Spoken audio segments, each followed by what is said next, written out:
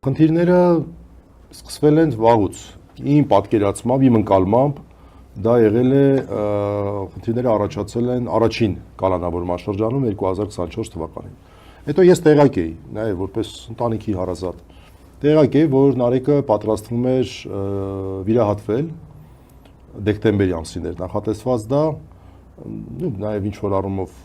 փորձում էր այնպես անել, որ իր հանրային գործունեությանը շատ չխոչընդոտի, որտեղ ինքը բավական տևական process կարող էր լինել, եւ վերջապես դեկտեմբերին նշանակվեց, մենք էլ ուրախացել ենք, որ առողջական խնդիրները կարգավորի, որովհետեւ առողջական խնդիրները ինչքան շուտ կարգավորես, այնքան հետևանքները ավելի քիչ կլինեն, դա դասագրքային ճշմարտություն է։ Դեկտեմբերին էր պլանային նախատեսված։ Բայց ոնց որ ասում են, շաբաթ-ուրբաթից շուտ եկավ եւ նոյեմբերի 13-ին բացարձակ ապօրինի Նարեկ Սամսոնյանը եւ Վազգեն Սաղաթելյանը ձերբակալվեցին եւ հետո կալանավորվեցին։ Արդեն այս նոր կալանքի ընթացքում խնդիրները ավելի սրվեցին եւ ես դրանց մասին տեղեկացա 2025 թվականի վերջին օրերին 26-ի սկզբին։ 26-ի կարելի է ասել հենց առաջին իսկ օրը, հունվարի 1-ին։ Եվ քննարկեցինք Աստղիկի հետ էլ, մեր գործընկերների հետ էլ, որոշեցինք, որ առաջին իսկ աշխատանքային օրը պետք է դրա մասին տեղեկացնենք դատապարտյալների ներողություն, քրեակատարողական բժշկության կենտրոն ՊՕԱԿ-ին, իդեպ կարճ ասեմ, որ այս կառույցը դուրս է քրեակատարողական համակարգից, իրենից ներկայացնում է առանձին կառույց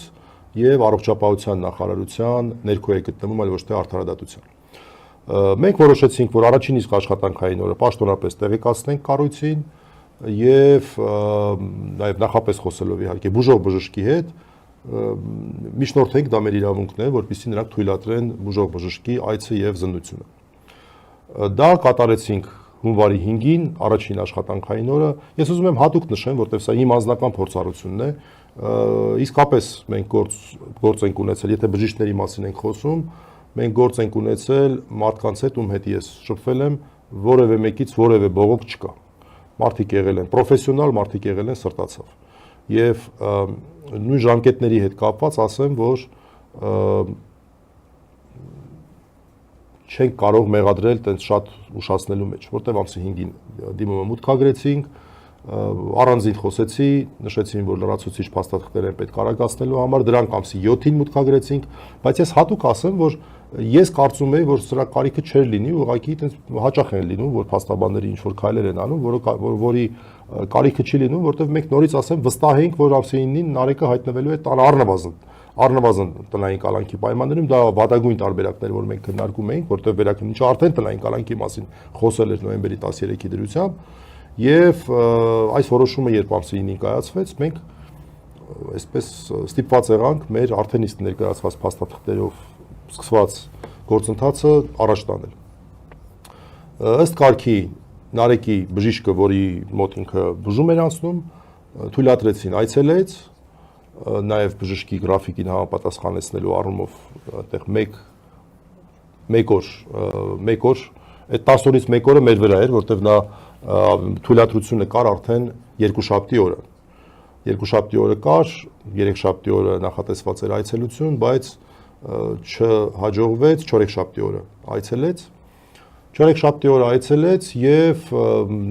ընտանիքի անդամներից ես տեղեկացա եմ, որ եւ նաեւ բժիշկներից տեղեկացա, որ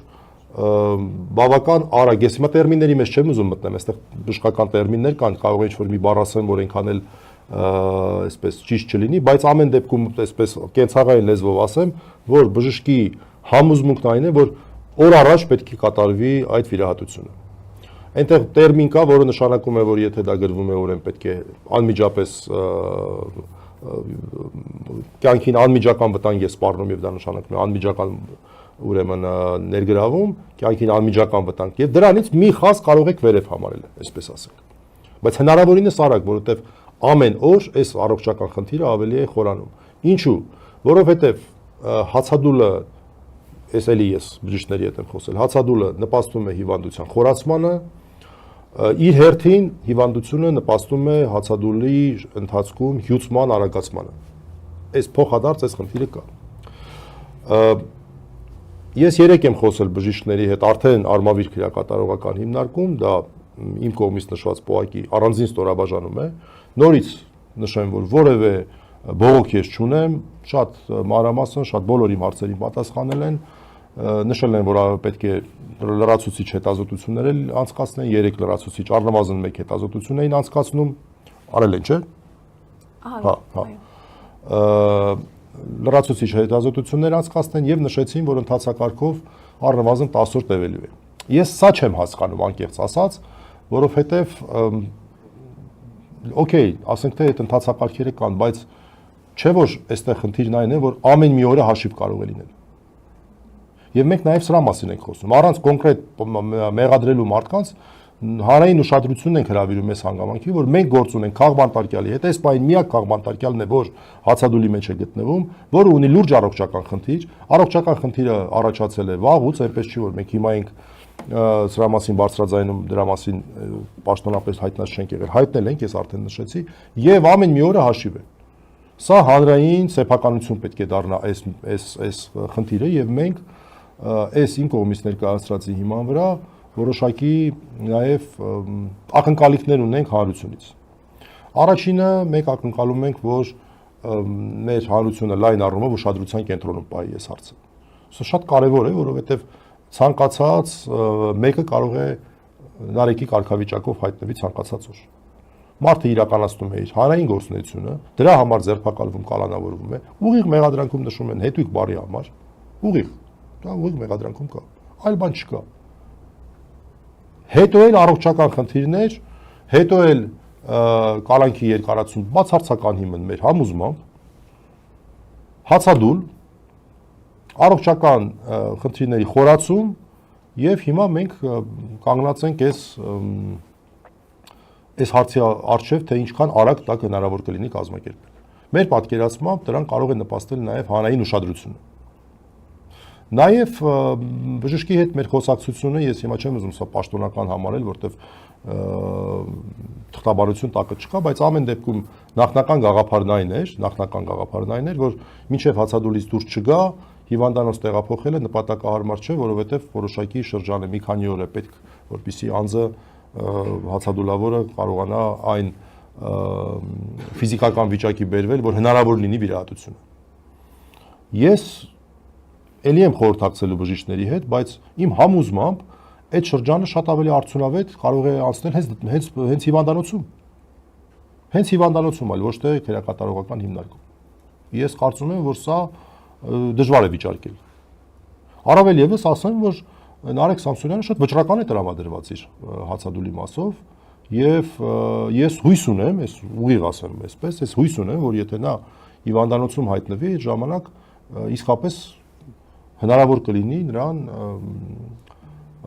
համոզել, որպեսզի նա հացադուլը դադարեցնի այդ պայմաններում։ Նշեմ, որ առողջական վիճակի հետ կապված հարցերը օր-օրի սրվելու են, անխուսափելիորեն, թե հացադուլով պայմանավորված, թե իր բուն առողջական խնդրով պայմանավորված, եւ մենք հարմար գտանք հիմա դրա մասին բարձրաձայնելու։ Ես վատ բան եմ ասում, բայց ես ունեմ շատ վատ փորձ եւ այդ փորձը ինձ ողջ կյանքում հետապնդել է եւ հետապնդելու է։ Իմ կողքին քաղբանտարկյալ եմ մահացել։ Արմեն Գրիգորյանը լուսահոգի։ Եվ ես հասկանում եմ, որ առողջական խնդիրների մասին խոսելիս մեկ այն ժամանակ առողջական խնդիրների մասին մեզ ոչ մեկ տեղակ չէր պահել։ Նա ասում էր, ես բժիշկ եմ, ես դա իմ խնդիրներն են։ Բայց ես հասկանում եմ, որ այստեղ ես ունեմ, այսպես ասենք, մի բան էլ ավել պարտականություն։ Եվ անկախ դրանից Նարեկի ինչպես կվերաբերվի այս հարցին, որ մենք սա բարձրաձայնում ենք եւ հանրության սեփականությունն ենք դարձնում, ես դա անում ենք հիմա եւ բնականաբար պետք է անենք։ Սա լուրջ խնդիր է։ Առաջին քաղբանտարկյալի հետ կապված, երկրորդ հացադուլավոր քաղբանտարկյալի հետ կապված, երրորդ առողջական լուրջ խնդիր ունեցող քաղբանտարկյալի հետ կապված։